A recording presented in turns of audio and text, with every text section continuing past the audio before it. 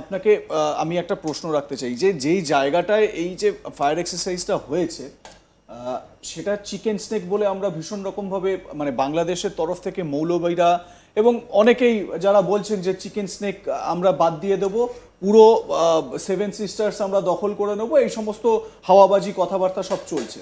তো এই জায়গা থেকে একদম মানে মানে যে জায়গাটা পুরো ভারতের সঙ্গে নর্থ ইস্ট ইন্ডিয়াকে কানেক্ট করে, সেই জায়গায় যখন এরকম একটা ফায়ার এক্সারসাইজ হয় তার তো একটা আলাদা গুরুত্ব আছে স্যার। মানে এটা কি রকম মানে কি জন্য এই জায়গাটাকেই বেছে নেওয়া হলো, আপনি যদি এই বিষয়ে না, আমি কিন্তু একাধিক জায়গায় তোমাদের চ্যানেলেও এই প্রশ্নটা করা হয়েছে যে এখনো পর্যন্ত তো চুপচাপ রয়েছে, কিছুই করছে না, আমাদেরও মনে হয়েছে। কিন্তু একটা কথা আমি বারবার বলেছি যে যাদের উপরে এই দায়িত্বটা দেওয়া আছে অর্থাৎ আর্মি অ্যান্ড বিএসএফ, তারা চুপ করে বসে নেই। কারণটা হচ্ছে, যেমন আমি বললাম যে every year you have to undergo and carry out an exercise, এটা করতেই হবে। আমরা মক ড্রিল করি, আমরা এগুলো ফায়ারিংগুলো যেটা সেফটি যে কশনসগুলো আছে আমাদের সেগুলোকে মধ্যে নজর রাখতে হবে, আমরা সেগুলো করি।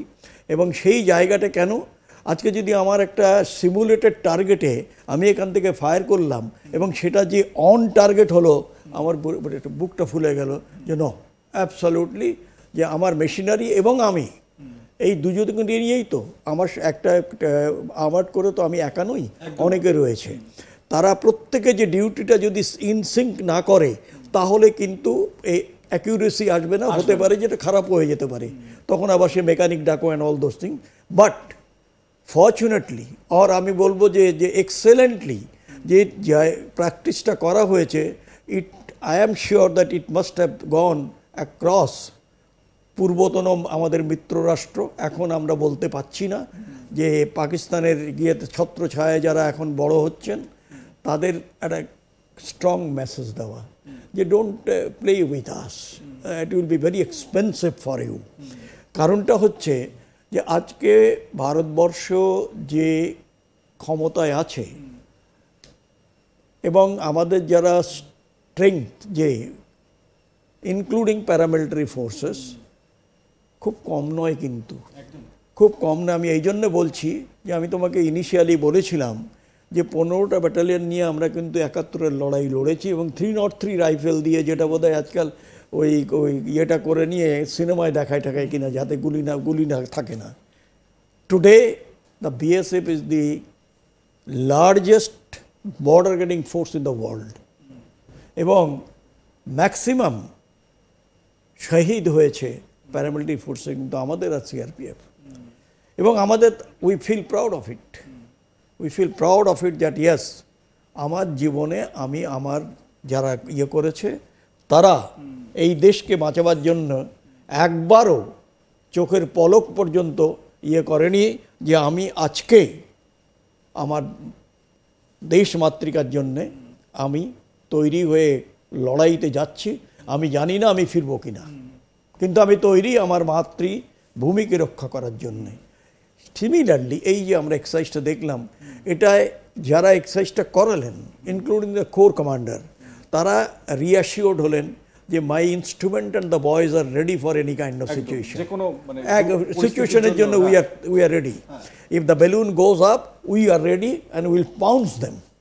এখন সেই জায়গাটায় এটা ইন টার্ন আমরা পাকিস্তানকেও একটা মেসেজ দিলাম যে এই যে এক্সারসাইজটা করলো ত্রিশক্তি হোক বা 33 কোর, তারা প্রস্তুতি নিয়ে রেখে দিয়েছে এই শিলিগুড়ি, পার্টিকুলারলি শিলিগুড়ি করিডোরকে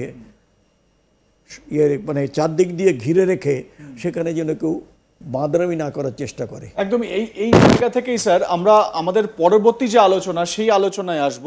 আমরা তো আমাদের দিক থেকে তৈরি থাকছি, আমরা নিজেদেরকে প্রিপেয়ার করছি, কিন্তু বাংলাদেশেও নানান রকমের অ্যাক্টিভিটি লক্ষ্য করা যাচ্ছে। যেরকম স্যার বললেন না যে কেউ যেন বাঁদরামি না করে, কিন্তু সেরকম বাঁদরামি বাংলাদেশের তরফ থেকেও লক্ষ্য করা যাচ্ছে। সম্প্রতি চলতি মাসেই কয়েকদিন আগেই আমরা দেখেছি যে ভারতীয় সেনাবাহিনীর একটি এক্সারসাইজ কমপ্লিট হয়েছে, মানে 1 মাস ধরে সেই ড্রিলিং, সেই মহড়া সব চলেছে, যেখানে ভারতীয় সেনাবাহিনীর যে অন্যতম বড় হাতিয়ার বলে পরিচিত হয় যে T-90 ভীষ্ম ট্যাঙ্ক, সেই ট্যাঙ্ক থেকে গোলা ছাড়া হয়েছে এবং এই ধরনের বিভিন্ন রকম এক্সারসাইজ সেখানে করা হয়েছে। এবং সেটা কোথায়? সেটা আমাদের এই বাংলাতেই, জলপাইগুড়িতে এই এক্সারসাইজটি সফলভাবে সেখানে করা হয়েছে, কন্ডাক্ট করা হয়েছে। এটা শুধুমাত্র একটা ছোট দিক নয় যে একটা মহড়া হয়ে গেল, এর একটা বড় দিক হচ্ছে যে ভারতীয় সেনাবাহিনী কতটা প্রস্তুত রয়েছে আগামী দিনে ভবিষ্যতে যদি কোনো রকম বিরূপ পরিস্থিতি তৈরি হয় আমাদের প্রতিবেশী দেশগুলোর তরফ থেকে। আমি আরও এই বিস্তারিত এই বিষয়ে যাওয়ার চেষ্টা করব। আমার সঙ্গে আজকে স্টুডিওয় গেস্ট রয়েছেন প্রাক্তন বিএসএফ কর্তা ডিআইজি সমীর মিত্র। স্যার, আপনাকে অনেক অনেক স্বাগত আজ তাক বাংলায়। স্যার, আমি প্রথমেই আপনাকে যেটা জিজ্ঞাসা করব, এই যে এক্সারসাইজটা ভারত করলো, T-90 ট্যাঙ্ক, সেখানে আমি স্ক্রিনে কিছুক্ষণের মধ্যে ছবিও দেখাতে অনুরোধ করব পিসিআরকে, সেই ছবিগুলোও দেখাবে। এবং এই এক্সারসাইজগুলো করা এবং এই রকম একটা সময় যেখানে বাংলাদেশ উত্তপ্ত, বিশেষ করে আমরা দেখতে পাচ্ছি যে বর্ডারে একটা ভীষণ রকম উত্তেজনা রয়েছে, যেহেতু বিএসএফ হচ্ছে গিয়ে ফার্স্ট লাইন অফ ডিফেন্স। বিএসএফকে প্রথম যে অভিঘাতগুলো বলুন বা যাই বলুন সেটা বিএসএফকে প্রথম সামলাতে হয়। এই রকম একটা জায়গায় দাঁড়িয়ে ভারতের এই যে তৎপরতা, এটাকে আপনি কিভাবে ব্যাখ্যা করবেন? আমি প্রথমে একটু বলে নিই যে এই যে BSF is the first line of defence, এইটা কিন্তু as an acknowledgement of the performance of BSF, যাদের কাছে মাত্র 15টা ব্যাটালিয়ন ছিল যখন আমরা যুদ্ধে নামি ওয়েস্টার্ন থিয়েটার এবং নিচে, এবং যত ক্ল্যান্ডেস্টাইন অপারেশন হয়েছে particularly like eastern region, it is for the BSF.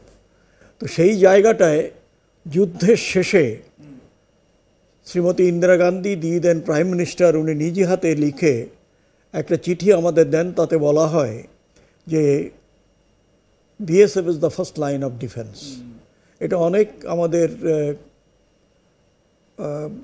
Sister agencies যারা রয়েছেন অনেক বৃহত্তর, তারা এটা মানতে তাদের একটু অসুবিধা হয়েছিল। যাই হোক, আমরা কিন্তু এখন সেটা মেনটেন করে চলি। But BSF has earned it. BSF has earned it, otherwise why a prime minister in the stature of Madam Indira Gandhi, তিনি এটা দেবেন আমাদের কাছে? It is a big laurel for the BSF and we still, এটা আমরা সব জায়গাতেই করি। এবং যে জায়গায় হয় এইগুলো আমরা, যে নতুন জেনারেশনটা আসে তাদের আমরা মোটিভেট করি যে how BSF has was and today is. এখন যে কথাটা তুমি বললে যে এটা দেখো, এই জিনিসটা যেটা যে